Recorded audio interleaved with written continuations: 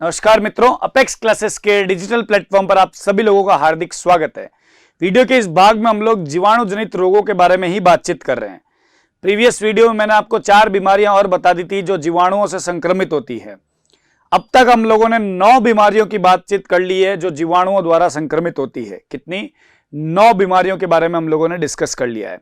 देखिएगा, यहाँ पे हम लोग 10 नंबर बीमारी के बारे में बात कर रहे हैं और ये बहुत ही इंपॉर्टेंट है। इसका नाम है आपके पास में लेप्रोसी या कुष्ठ रोग। ठीक है, क्या हिंदी में क्या कहते हैं इसको? कुष्ठ रोग कहते हैं। कुष्ठ रोग या लेप्रोसी, क्या कहेंगे? लेप्रोसी यानी कि कुष्ठ रोग के बारे में बात कर रहे हैं। जैसे मैं अभी तक पहली वाली बीमारी को पढ़ाता हुआ आया हूं कि हम लोगों को पांच चीजों के अंदर डिस्कस करना होता है, जिसमें अपने पास में 1 नंबर पे क्या आएगा? कारक, यानी बीमारी का रोगजनक कौन है, जीवाणु का नाम लिखना होगा आपको। यहाँ पे इसका कारक होता है आपके पास में माइकोबैक्टीरियम लेप्री। ठीक है, क्या नाम होगा? Mycobacterium leprae. ठीक है ना, क्या आ जाएगा? Mycobacterium leprae. इसका कारक क्या है आपके पास में? Mycobacterium leprae. ठीक है ना, याद रखेंगे इस चीज को। अब इसका वाहक क्या होता है, मतलब ये रोग का प्रसार कैसे हो सकता है इसके अंदर जो भी घाव होते हैं उस घाव से जो पदार्थ निकलता है उसके द्वारा क्या होता है? रोग का प्रसार हो सकता है। घाव से निकलने वाले पदार्थ से, घाव से निकलने वाले पदार्थ से। ठीक है, घाव से निकलने वाले पदार्थ से क्या होता है? इस रोग का संक्रमण होता है, यानी फैलता है ये। उसके अलावा रोगी व्यक्ति के साथ लंबे समय तक रहने पर भी प्रसार होता है। एक खास बात ध्यान रखना, कुष्ठ रोग केवल और केवल मनुष्य के अंदर ही होता है। यानी लेप्रोसी देखने को मिलती है, वो किसमें देखने को मिलेगी? केवल मनुष्य के अंदर ही देखने को मिलेगी। ठीक है ना। अब इसमें आपके पास में कौन कौन से प्रभावित अंग होते हैं रोग के अंदर, वो भी बात कर लेते हैं कि प्रभावित अंग कौन से रहेंगे। तो यहाँ पे लिखा हम लोगों ने क्या? प्रभावित अंग। प्रभावित अंग के अंदर हमारे पास में कौन कौन सा आ रहा है? प्रभावित अंग के अंदर हमारे पास में इसमें आएगा तंत्रिका तंत्र, मांसपेशियां और त्वचा। 3 चीजें बहुत ज्यादा प्रभावित होती है। एक होता है क्या? तंत्रिका तंत्र। दूसरा कौन सा हो जाएगा? मांसपेशियां। और तीसरा अपने पास में क्या आ जाएगा? त्वचा। क्या आ जाएगा? त्वचा। तो आपके पास में कितने आ गए आपके पास में? यहाँ पे आपके पास में आ गए 3 चीजें हैं, वो सबसे ज्यादा क्या हो रही है? प्रभावित हो रही है। ठीक है, ये बात याद रखना। उसके अलावा अंगुलियों में भी विकृति उत्पन्न होती है। किसमें होगी? अंगुलियां, यानी कि आगे अंग एक और लिख देते अपन, अंगुलियां।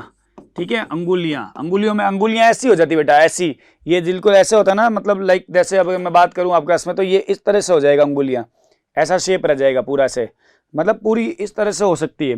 तो प्रभावित अंग हो गया तंत्रिका तंत्र, मांसपेशियां, त्वचा और अंगुलियों में भी क्या होती है? विकृतियां उत्पन्न होती है। कुष्ठ रोग मुख्यतः 3 प्रकार के रहते हैं। कितने टाइप के होते हैं? 3 प्रकार के। लेकिन 3 प्रकार का आपके पास में अभी विवरण नहीं है, आप बड़ी क्लासेस में आगे जाएंगे कॉलेज में तब आप जरूर पढ़ेंगे। बस मैं लिख देता हूं यहाँ पे आपके पास में, कुष्ठ रोग 3 प्रकार के होते हैं। मतलब लेप्रोसी जो है आपके पास में कितने टाइप की है? 3 टाइप की लेप्रोसी है। पहली ट्यूबरोक्लॉइड, दूसरी लेप्रोमेट्स और तीसरी बॉर्डर लाइन। ठीक है, पहली कौन सी हो जाएगी? ट्यूबरोक्लॉइड। क्या आ जाएगी? जो अपन लिखते हैं ना, अपन ट्यूबरोक्लोसिस लिखते हैं ना बेटा, ट्यूबरकुलॉइड होगा बेटा, ये ट्यूबरकुलॉइड। इसको ऐसे नहीं लिखना है, ट्यूबरकुलॉइड। ठीक है, 2 नंबर पे आपके पास में जाएगी तो होगी ट्यूबरकुलॉइड। दूसरी आ जाएगी लेप्रोमेट्स। क्या आ जाएगी? लेप्रोमेट्स। और 3 नंबर पे जो हमारे पास में आ रही है लेप्रोसी, उसका आ जाएगा बॉर्डर लाइन। क्या आ जाएगी? Border line. तो 3 आ जाएंगे, ट्यूबरकुलॉइड, लेप्रोमेट्स और क्या आ जाएगा? Border line. ये 3 प्रकार के आपके पास में क्या होती है? लेप्रोसी रहती है। अंडरस्टैंड ना। अब लेप्रोसी के अंदर आपके पास में तीनों टाइप में क्या क्या चीज हो सकते हैं, तो अपन कुष्ठ रोग के लक्षण देखते हैं और तीनों टाइप के आधार पे देखेंगे। ट्यूबरोक्लॉइड में क्या है, लेप्रोमेट्स में क्या हो रहा है, बॉर्डर लाइन में क्या आ रहा है। तो यहाँ पे अपन देख रहे हैं लक्षण। क्या देख रहे हैं? बीमारी के, यानी रोग के अपन किसके बारे में बात कर रहे हैं? लक्षण के बारे में बात कर रहे हैं। ठीक है, कुष्ठ रोग के लक्षण है। सबसे ज्यादा आपके पास में ट्यूबरोक्लॉइड कुष्ठ रोग होता है। उसमें रोगी में क्या होता है? प्रतिरोधी क्षमता अधिक हो जाती है। और इस रोग से त्वचा पर चकत्ते बनते हैं, त्वचा पर घाव भी बनते हैं। तो पहला हमारे पास में क्या आ रहा है, ट्यूबरकुलॉइड। ट्यूबरकुलॉइड ट्यूबरकुलॉइड के अंदर हमारे पास में क्या चीज देखने को मिल रही है, ट्यूबरकुलॉइड के अंदर आपके पास में क्या होता है, आपके पास में कुष्ठ रोग के रोगी में प्रतिरोधी क्षमता अधिक होती है। कैसी क्षमता अधिक हो जाएगी, प्रतिरोधी क्षमता अधिक। क्या आ जाएगा, प्रतिरोधी क्षमता क्या आ जाएगी, अधिक हो जाएगी। प्रतिरोधी क्षमता अधिक होगी, उसके साथ में क्या होता है, यहाँ पे आपके पास में त्वचा पर चकत्ते बनते हैं और त्वचा पर घाव भी बनते हैं। तो यहाँ पे नॉर्मल लिख दीजिए आप, त्वचा पर चकत्ते व घाव बनते हैं। क्या हो जाता है, त्वचा पर चकत्ते व घाव बनते हैं। हाथ पांव की अंगुलियां क्या हो जाती है, मुड़ जाती है। जैसे मैंने अभी आपको जानकारी भी दी थी इसके बारे में। तो यहां पे क्या आ जाएगा, हाथ पांव पर अंगुलियां मुड़ जाती है। क्या हो जाती है, हाथ पांव पर अंगुलियां या हाथ पांव की अंगुलियां मुड़ जाएगी। ठीक है ना, याद रखना। ये कौन सा था, ट्यूबरकुलॉइड के अंदर था। दूसरा कौन सा था, लेप्रोमेट्स। तो लेप्रोमेट्स टाइप की लेप्रोसी के अंदर क्या होता है, लेप्रोमेट्स। ट्यूबरकुलॉइड दूसरी कौन सी आ गई आपके पास में, लेप्रोमेट्स। लेप्रोमेट्स के अंदर क्या होता है, रोगी में प्रतिरोधी क्षमता क्या हो जाती है, कम हो जाती है। ठीक है ना, क्या हो जाएगी, प्रतिरोधी क्षमता कम हो जाती है। तो यहां पे लिखेंगे क्या, पहला पॉइंट, प्रतिरोधी क्षमता कम। ठीक है, प्रतिरोध क्षमता क्या हो जाएगी आपके पास में, कम हो जाती है। जीवाणु समूह में बनकर एक ग्लोबी के रूप में दिखाई देते हैं, मतलब गांठों की तरह लगते हैं। ठीक है, जीवाणु समूह में एकत्रित हो जाते हैं। क्या होता है, समूह में एकत्रित हो जाते हैं, सतह पर गांठें भी बन जाती है और घाव भी हो जाते हैं।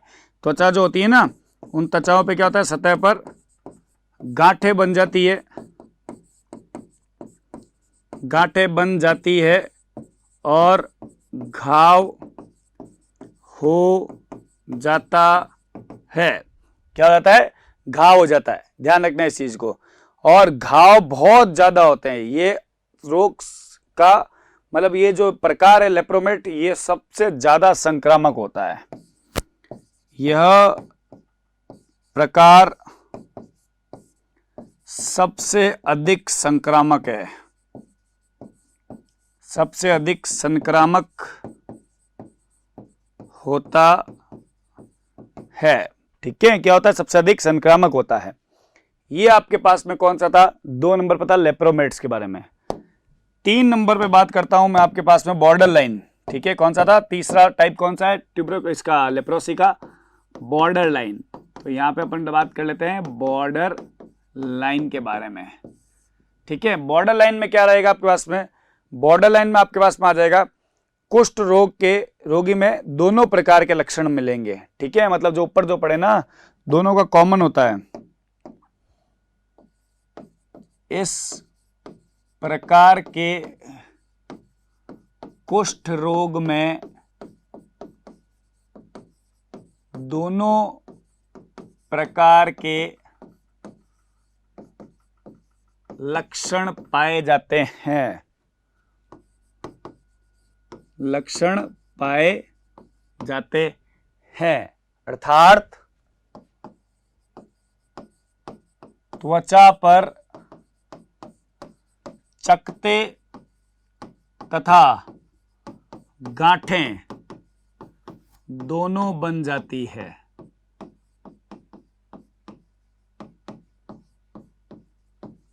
क्या हो जाती है, त्वचा पर चकत्ते तथा गांठें दोनों बन जाती है और घाव भी बन जाएंगे। याद रखना इस चीज को। तो ये हमारे पास में क्या आ गया, अपन ने 3 कारक, वाहक, प्रभावित अंग और लक्षण हो गए। क्या रह गया, बचाव। क्या रह गया, रोग से बचाव या उपचार। तो लेप्रोसी के लिए बीसीजी का टीका लगवाना चाहिए भाई। ठीक है ना, कौन सा टीका होगा, बीसीजी का टीका। स्वस्थ जन मतलब अपने को याद रखना है कि सबसे पहले रोकथाम के लिए बीसीजी का टीका, ठीक है, रोकथाम के लिए किसका टीका लगेगा? बीसीजी का टीका लगवाना है। उसके अलावा रोगी व्यक्ति को अलग रखना है, उनके वस्त्र वस्तुएं सब अलग रखनी है। यदि घाव से ग्रसित हो जाए तो शल्य चिकित्सा द्वारा घाव कटवा देना चाहिए। तो आप लिख सकते हो रोगी व्यक्ति को अलग रखें, उसकी वस्तुओं और सबको, उसकी वस्तुओं एवं समस्त सामग्री जो उसके द्वारा उपयोग में ली जा रही है वो उनको सबको आइसोलेट रखें। अगर घाव ज़्यादा बन जाते हैं तो उसको सर्जरी करवा लें। अगर घाव ज़्यादा बन जाते हैं तो शल्य चिकित्सा द्वारा घाव कटवा देने चाहिए, कटवा देने चाहिए, नहीं तो वो और फैलते हैं। ये चीज़ होती है लेप्रोसी के अंदर। कुल मिला के फिर से वही बात दोहराऊंगा, डिजीज वाला जो चैप्टर है वो पूरा रटाफिकेशन का चैप्टर है। हर चीज़ आपको रटनी पड़ेगी इसके अंदर, तब जाकर के ये चीज़ होगी, अन्यथा हम कभी भी इजाज़त नहीं देते रटने की। लेकिन ये चीज़ आपको लर्न करनी पड़ेगी, इसके अलावा कोई ऑप्शन नहीं है आपके पास में। अंडरस्टैंड? तो ये हमारे पास कौन सी थी? बॉर्डर लाइन के बारे में बात किया। तो ये हमारे पास जो बीमारी थी इसमें हम लोगों ने डिस्कस किसके बारे में किया है? इसमें हमने डिस्कस किया है यहाँ पे किसके बारे में? लेप्रोसी के बारे में। अब हम डिस्कस करते हैं अंतिम बीमारी जीवाणु जनित रोग के अंदर, जिसका नाम है क्षय रोग या तपेदिक रोग या टीबी, जिसको अपन कहते हैं। अंतिम बीमारी के तौर पे बात कर रहे हैं क्षय रोग, तपेदिक या टीबी यानी ट्यूबरक्लोसिस।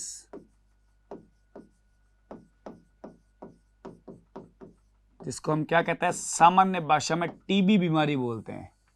तो क्षय रोग, तपेदिक या ट्यूबरक्लोसिस के बारे में हम लोगों को बात करना है। क्षय रोग मनुष्य में बहुत कॉमनली मिल सकता है, टीबी बहुत कॉमनली हो सकता है, ट्यूबरक्लोसिस, ठीक है। इंडिया के अंदर तो बहुत ज्यादा हो सकता है। भारत में प्रति 1000 व्यक्ति पर, यानी 1000 व्यक्ति अगर अपन ले आंकड़ा दिखाएं तो प्रति 1000 व्यक्ति में 15 लोग टीबी से संक्रमित है, ठीक है। मतलब 1000 लोगों पे 15 लोग टीबी से संक्रमित है। तो यहाँ पे आपके पास में कारक यानी जीवाणु का नाम क्या हो जाएगा? माइकोबैक्टीरियम ट्यूबरोक्लोसिस, ठीक है ना। क्या आ जाएगा? बैक्टीरिया का नाम माइकोबैक्टीरियम ट्यूबरोक्लोसिस। तो यहाँ लिखेंगे हम लोग क्या? माइकोबैक्टीरियम ट्यूबरोक्लोसिस। माइकोबैक्टीरियम ट्यूबरोक्लोसिस ये आपके पास में आएगा, इसका कारक, ठीक है। अब अपने पास में सबसे पहले जो चीज रहेगी, मनुष्य में टीबी और प्लूरोसिटी 2 तरह के रोग पैदा करता है बेटा ये, ठीक है। कौन?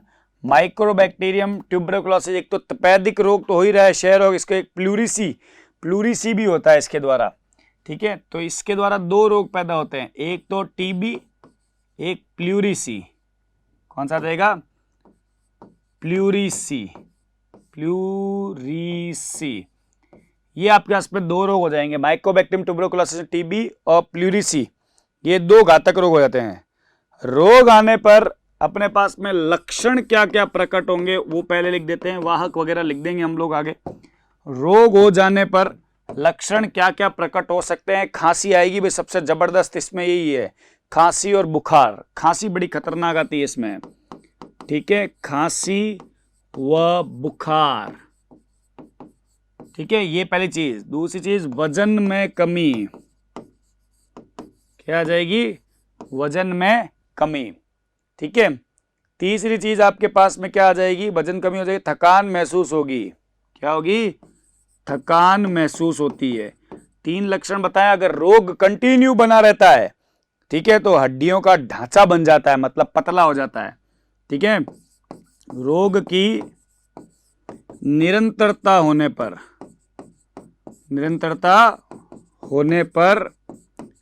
हड्डियों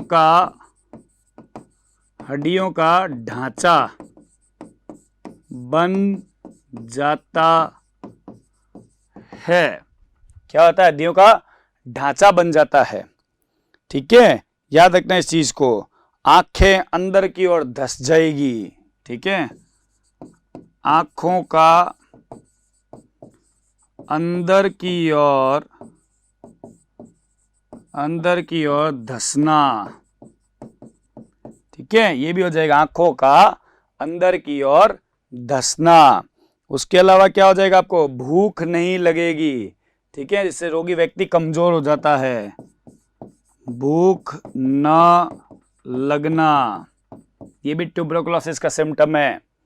उसके अलावा क्या हो सकता है आपके पास में, फेफड़े के अगर ट्यूबरकुलोसिस होता है, फेफड़े में पहुंच जाता है टीबी का अगर जीवाणु, तो फेफड़े में क्या होता है, व्यक्ति के थूक, बलगम और छींक और खांस के साथ रोगाणु हवा में मिल जाते हैं और स्वस्थ व्यक्ति के सांस में लेने पर उसके प्रवेश कर जाते हैं। यानी कि इसका वाहक क्या हो जाएगा, वाहक हो जाएगा संक्रमित व्यक्ति के द्वारा, संक्रमित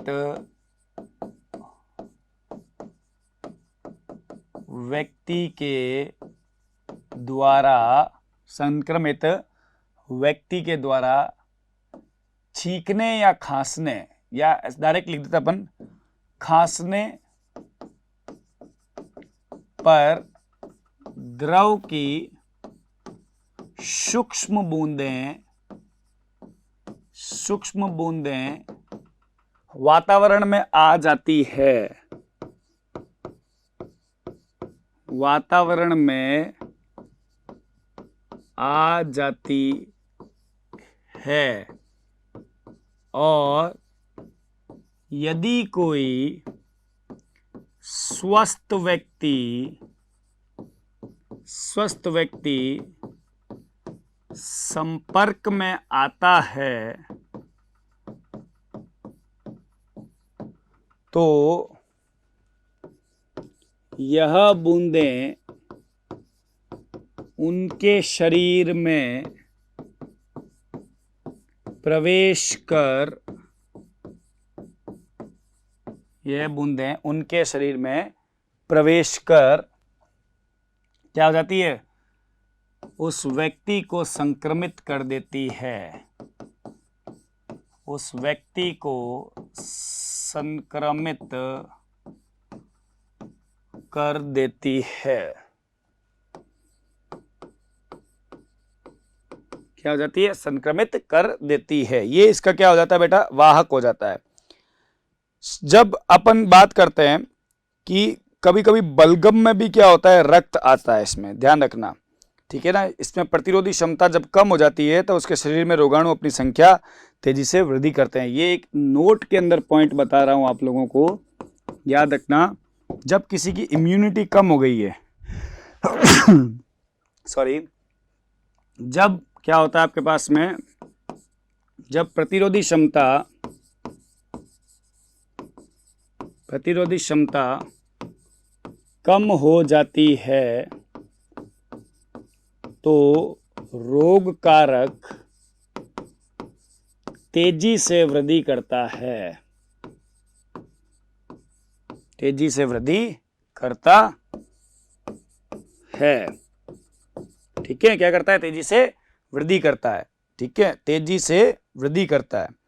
वृद्धि करने के बाद में क्या होता है, इसके अंदर आपके पास में जो पस और बलगम के साथ में क्या होता है, बाहर भी आता है।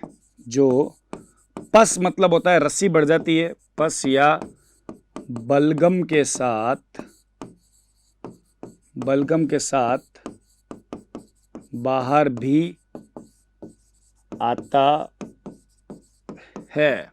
क्या होता है, पस या बलगम के साथ बाहर भी आता है। कभी कभी बलगम में रक्त भी आता है, कभी कभी बलगम में रक्त भी आता है, ठीक है। क्या आता है, रक्त भी आता है, कभी कभी बलगम में रक्त भी पास होता है, ठीक है ना। इस रोग का प्रसार यानी वाहक और क्या हो सकता है आपके पास में, जल और वायु के माध्यम से होता है। तो वाहक में आप एक बिंदु और ऐड कर दीजिए, प्रसार में दो चीज और डाल देते हैं हम लोग, क्या, जल, वायु का माध्यम तो आ ही गया वैसे, जल व वायु का माध्यम से, लेकिन रोगी व्यक्ति के द्वारा इस्तेमाल की गई या रोगी व्यक्ति जो है उसके द्वारा आपके पास में प्रयोग में आने वाले वस्त्र, बर्तन आदि के उपयोग से भी दूसरे व्यक्ति को यह रोग हो सकता है। ठीक है। क्षय रोग में पशु के दूध में भी रोग के रोगाणु पाए जाते हैं। क्षय रोग से अगर ग्रसित, अगर जैसे मान लो किसी गाय को, भैंस को, यानी कि क्षय रोग में किसी भी पशु को अगर ट्यूबरकुलोसिस हुआ है, टीबी हुआ है, तो उसको दूध में भी उसके रोगाणु आएंगे। तो उस दूध को यदि मानव ग्रहण कर लेता है तो मानव को भी टीबी हो सकता है। तो ये बहुत ही घातक चीज है, ऐसा नहीं करना चाहिए बेटा, ध्यान रखना इस बात को। ठीक है। रोग से बचाव के लिए क्या करना चाहिए? सबसे पहले अब बचाव के बारे में बात कर लेते हैं अपन लास्ट अंतिम तौर पे। बचाव या उपचार, यही रहा है अब अपने पास में। क्या रहा है? बचाव या उपचार। तो बचाव या उपचार के अंदर अपने पास में क्या होता है? रोग से बचाव के लिए सावधानी रखनी चाहिए। ग्रसित व्यक्ति को सबसे पहले पृथक रख देना चाहिए। संक्रमित में यही होता है भाई, संक्रमित में यही है, ग्रसित व्यक्ति को अलग कर दो, ग्रसित व्यक्ति को पृथक कर देना चाहिए। ठीक है। ग्रसित व्यक्ति क्या कर देना चाहिए? पृथक कर देना चाहिए ग्रसित व्यक्ति को। उसके वस्त्र, बर्तन आदि गर्म पानी में उबालकर साफ करने चाहिए। रोगी द्वारा त्यागा गया बलगम मल उनको मिट्टी के अंदर दबा देना चाहिए और दूषित जल और भोजन का सेवन नहीं करना चाहिए। तो दूसरा पॉइंट तो मैं ये लिख देता हूं इसके अंदर, दूषित जल व भोजन का सेवन नहीं करना चाहिए। समझ गए? दूषित जल व भोजन का सेवन नहीं करना चाहिए। बलगम या मल को मिट्टी में दबा देना चाहिए। यहीं लिख देते हैं, यहां से शुरुआत कर सकते हैं। बलगम या मल को मिट्टी में दबा देना चाहिए। ठीक है। बलगम या मल को मिट्टी में दबा देना चाहिए। दूषित जल, भोजन आदि का सेवन नहीं करना चाहिए, जो मैं ऑलरेडी बता चुका हूं आप लोगों को। बर्तन वगैरह और सब उसके अलग रखने चाहिए, ये भी बात ध्यान रखिएगा। ठीक है, ताकि उससे सावधानी बनी रहे। उसके अतिरिक्त आप ये बता सकते हैं इसके अंदर रोग से बचने के लिए BCG का टीका लगाना चाहिए। तो 4 नंबर पे आपके पास में क्या आ जाएगा? BCG का टीका। सबके लगे हुए हैं भैया, आपके मेरे सबके लगे हुए हैं। ठीक है। दूसरे शब्दों में कहूँ तो इस्तेमाल किए हुए हुक्के, बीड़ी, सिगरेट आदि का इस्तेमाल नहीं करना चाहिए। ठीक है भाई। दूसरे व्यक्ति द्वारा उपयोग में लिए गए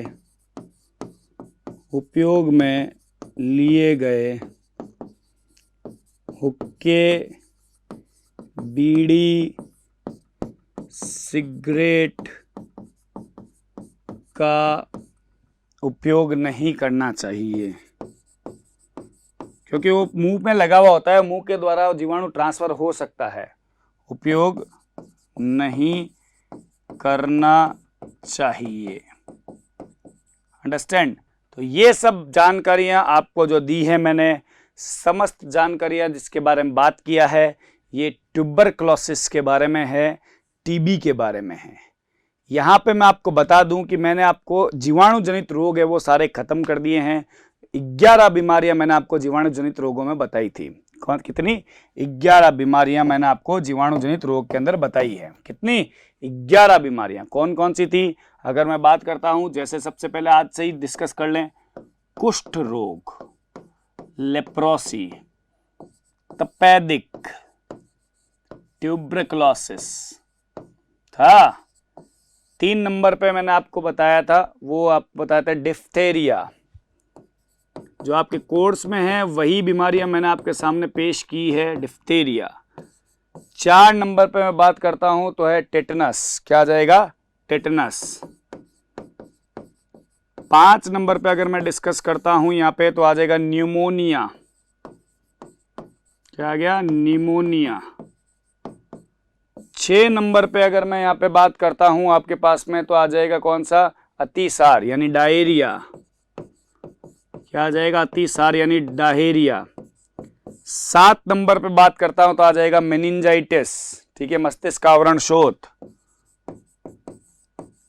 मस्तिष्क आवरण शोथ। 8 नंबर पे मैं बात करता हूं अगर आपके पास में तो आ जाएगा सुजाक यानी गोनोरिया।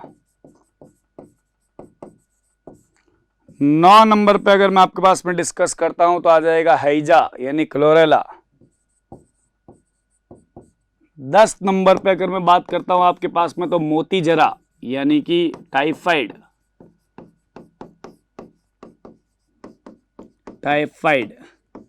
और 11 नंबर पे मैं बात करता हूं आपके पास में तो क्या आ जाएगा? काली खांसी यानी हुपिंग कफ।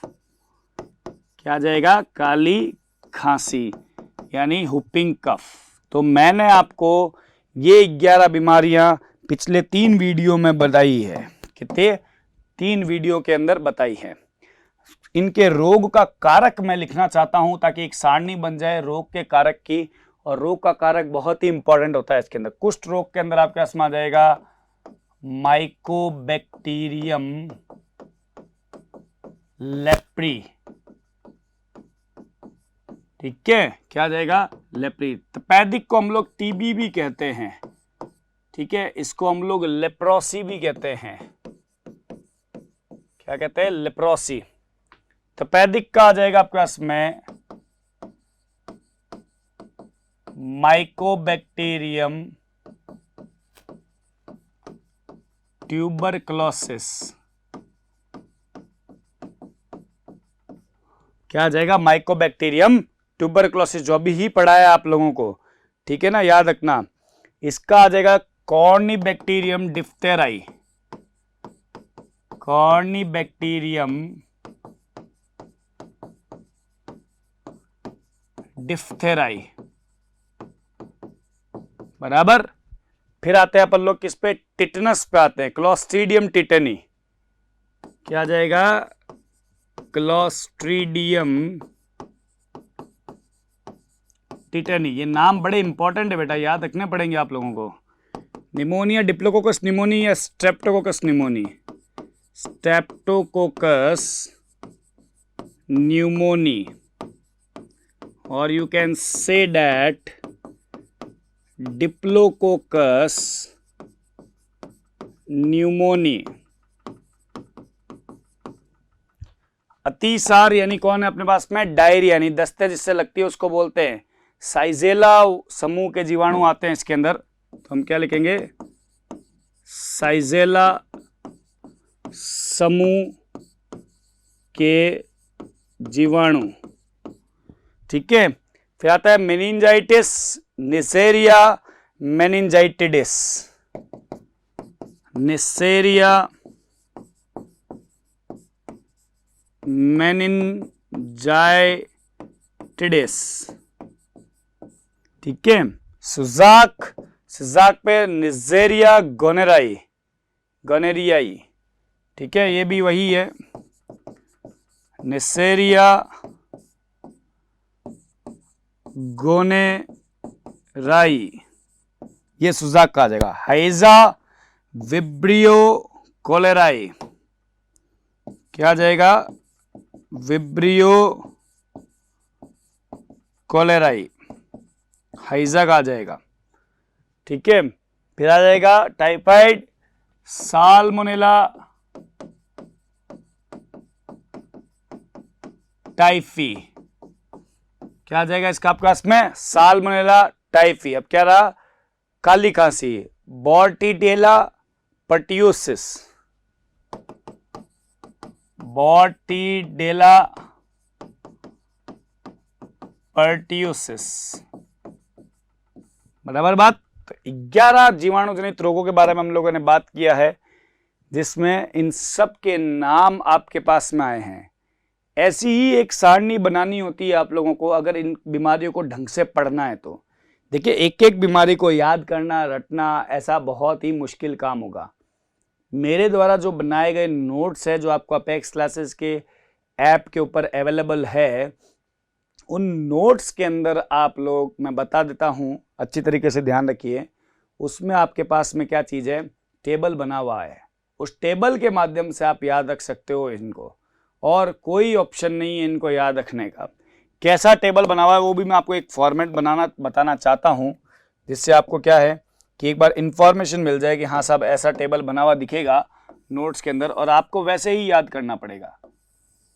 ठीक है, तो ये क्रम संख्या के आ जाएगा। इसके बाद में अपन कह देते हैं, मान लीजिए कारक, कारक के बाद में अपने पास में आता है वाहक, वाहक के बाद में आएगा लक्षण, और लक्षण के बाद आएगा बचाव। ये एक सारणीबद्ध तरीके से काम होता है। ठीक है, क्या होता है, सारणीबद्ध तरीके से कार्य होता है, इसको इस तरीके से काम ले सकते हैं। अंडरस्टैंड, तो ध्यान रखिएगा इस चीज को। अब अगर मैं इसके अंदर एक आधा एग्जाम्पल लेकर के भी आपको समझाऊं तो भी वो भी कर सकता हूं, क्योंकि आपकी सहूलियत के लिए मैं कुछ भी कर सकता हूं। इधर आपने लिखा क्रम संख्या, क्या लिखा आपने, क्रम संख्या। क्रम संख्या के बाद में आपने यहाँ पे लिखा कारक, रोग का कारक, रोग का वाहक, रोग का लक्षण जो मुख्य हो, और बचाव या उपाय, बचाव या उपचार।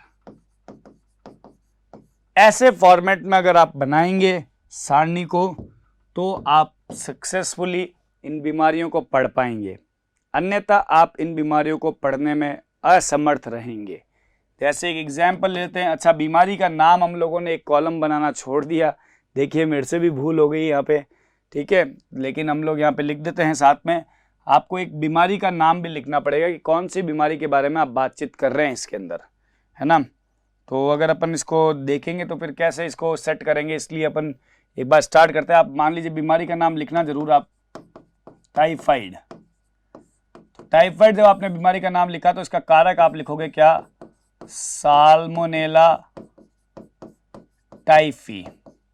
ठीक है, तो ये कारक लिखा। एक फॉर्मेट एक ही पेपर पे पूरा मिलेगा ना आपको नोट्स के अंदर, तो आपको पढ़ने में बहुत आसानी रहेगा इसको, ये ध्यान रखिए।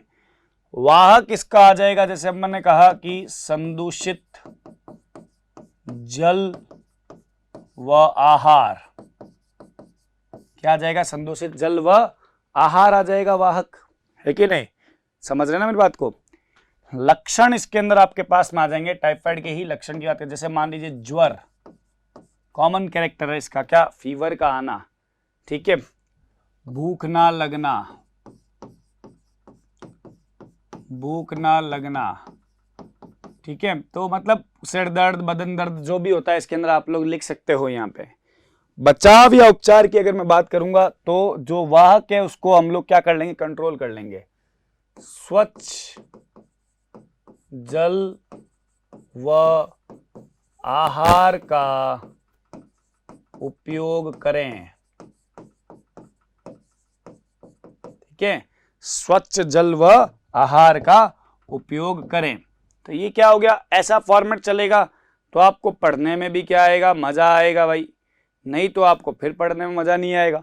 अब अगर एक और बीमारी के बारे में बात करूं, यहाँ पे आप एक बीमारी का कॉलम जरूर बनाएंगे रोग का नाम लिख करके। एक और बीमारी के बारे में बात किया मैंने आपके पास में, निमोनिया। दो ही बता रहा हूँ आपके पास, 11 है, बाकी का फॉर्मेट आप लोगों को भरना होगा भाई। ठीक है, निमोनिया के अंदर आपके पास में से रोग का कारक आ जाएगा आपके पास में, वो हो जाएगा स्ट्रेप्टोकोकस, स्ट्रेप्टोकोकस निमोनी। जैसे मैंने लिखा है यहाँ पे क्या, स्ट्रेप्टोकोकस निमोनी। ठीक है, बराबर बात। वाहक के तौर पे अगर मैं बात करूंगा यहाँ पे आपके पास में, तो क्या रहेगा, फैलता कैसे है, द्रव की सूक्ष्म बूंदों से फैलता है भाई। किससे, रोगी व्यक्ति के छींकने खांसने से, यानी कि रोगी व्यक्ति के छींकने खांसने से द्रव की सूक्ष्म बूंदों, द्रव की सूक्ष्म बूंदों से फैलता है। समझ गए। लक्षण मुख्य रूप से श्वास लेने में दिक्कत होगी, ज्वर आएगा, श्वास में कठिनाई, वायु कुप्पिका में द्रव बढ़ जाता है, आप लोग जानते हैं इस बात को अच्छी तरीके से। लिख भी सकते हैं। क्या आ जाएगा? वायु कुप्पिका में द्रव का भर जाना, जिससे गैसों के विनिमय में भी क्या होती है, आपके पास में दिक्कत होती है। बचाव या उपचार की बात करें तो रोगी व्यक्ति के संपर्क में नहीं आए, सीधा आप लिख सकते हो वाहक का नियंत्रण। तो कुल मिला के आपको 5 कॉलम खींचने होंगे जब आप एक टेबल के तौर पे कार्य करते हैं। अगर आपकी इच्छा होती है, एक रोग का कार्य, एक रोग का कॉलम, एक कारक को आप रोगजनक भी कह सकते हो, एक वाहक का मतलब रोग का प्रसार कैसे हो रहा है, एक लक्षण का कि रोग के लक्षण, मुख्य लक्षण क्या हो सकते हैं, और रोग का उपचार क्या है। ये 5 कॉलम आपको यहाँ पे खींचने होंगे, तब जाकर के आपके पास में क्या होगा, आपको इन बीमारियों के बारे में जानकारी मिलेगी और 1 या 2 पेज पर ही सारी जानकारियां बन जाएगी। देखिए नोट्स तो मेरे ऐप पे अवेलेबल है, मतलब अपेक्स के ऐप के ऊपर अवेलेबल है, वहाँ पे आपको नोट्स मिलेंगे। उस नोट्स के अंदर मैं आपको उम्मीद करता हूँ कि ऐसी ही टेबल के फॉर्मेट में मैं उसको डालूंगा, जिससे क्या हो, आपको पढ़ने के लिए बहुत ही आसानी हो। समझ गए? देखिए आपको केवल 11 जीवाणु जनित बीमारियों के बारे में बताया गया है। इसके अलावा भी कई और जीवाणु जनित बीमारियां होती है, लेकिन इन बीमारियों के बारे में आप कॉलेज में जाकर के बहुत पढ़ेंगे, पढ़ना ही होगा आप लोगों को कॉलेज में जाके, अन्यथा कोई ऑप्शन ही नहीं है बच्चे, है ना। तो यहाँ पे अपन लोगों ने जीवाणु जनित रोगों के बारे में डिस्कस करके खत्म कर दिया है। अब अगर अपन अगला वीडियो जो आएगा हमारा, उसमें हम लोग विषाणु जनित रोग के बारे में बात करेंगे। और विषाणु जनित रोग में सबसे मेन जो है वो आपके पास में है HIV एड्स। तो हमारा एक वीडियो तो HIV एड्स पे ही चला जाएगा। उसके अलावा हम पोलियो, रेबीज, मम्स, जुखाम या फ्लू यानी इन्फ्लुएंजा जिसको बोलते हैं वो, डेंगू, चिकनगुनिया, पीलिया, चेचक, हेपेटाइटिस A, हेपेटाइटिस B, जो भी है, इन सब के बारे में बात करेंगे। समझ रहे हैं मेरी बात को? तो 7-8 बीमारियां तो हमारे पास में विषाणु जनित रोग के अंतर्गत भी आएगी, जिनके बारे में हमको डिटेल में डिस्कस करना होगा। जिसमें सबसे बड़ी विषाणु जनित बीमारी है उसका नाम है आपके पास में कौन? HIV ads. एड्स एक बीमारी है और HIV उसका वायरस है। HIV किसी भी बीमारी का नाम नहीं है, HIV केवल क्या है, उसका वायरस का नाम है। तो एड्स भी अपने आप में बहुत ही इंपॉर्टेंट डिजीज है पढ़ने के लिए, और उसका इंफॉर्मेशन भी आपको होना चाहिए। ऑलराइट स्टूडेंट, तो वीडियो के इस सेक्शन तक अपन लोग इतना ही रखते हैं। Thank you very much. Subscribe करें हमारा Apex classes Edutech YouTube channel, साथ ही बेल आइकन को क्लिक करना बिल्कुल ना भूलें, ताकि आगे आने वाले सभी यूट्यूब वीडियोस की अपडेटेड नोटिफिकेशंस सबसे पहले आपको मिले। Apex classes Edutech, subscribe now.